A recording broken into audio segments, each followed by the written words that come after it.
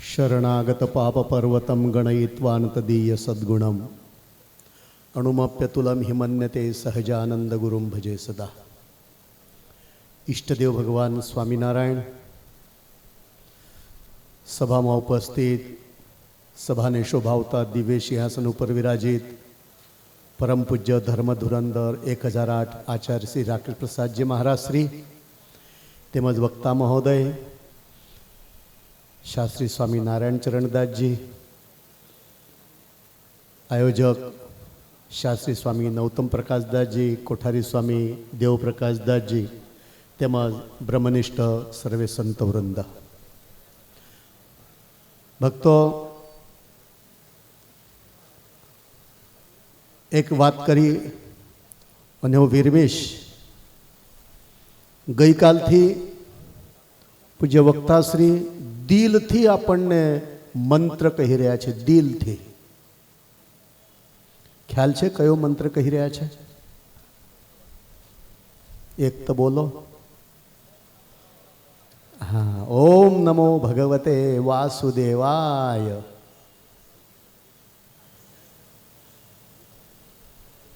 छो महीना सुधी ध्रुवजीए मंत्रनो जाप कर्यो एने भगवाननी प्राप्ति थई।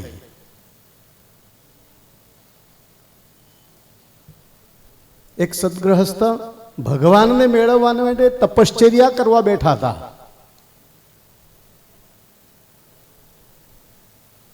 एवामां एक संत पुरुष निकळ्या। संत पुरुष ने उभा राख्या ने कहे छे, महाराज,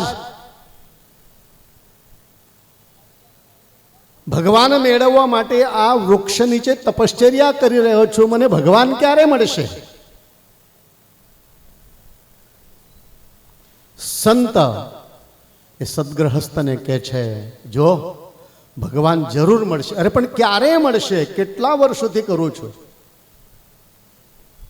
संते जवाब आप्यो, आ वृक्ष छे ने आंबलीનું વૃક્ષ હતું। શાનું? આંબલીનું। આ વૃક્ષના જેટલા પાંદડા છે એટલા 1000 વર્ષ તારી તપશ્ચર્યા પૂર્ણ થશે એટલે તને ભગવાન મળશે। સંતને એમ થયું સમજાવી દેવા દે। એવું કહેતા તો એ સદગ્રહસ્થ નાચવા લાગ્યો અને કૂદવા લાગ્યો, મને ભગવાન મળવાના છે। એને અવધિ આપી દીધો।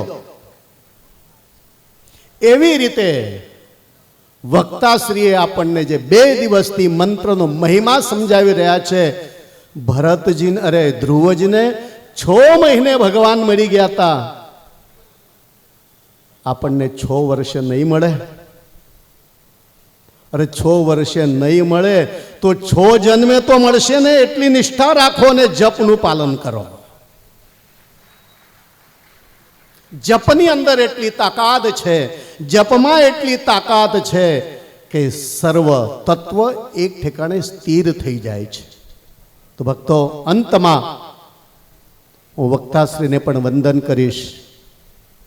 कथा सांभळ्या पछीथी खरोखर अंतर ठरी जाय छे।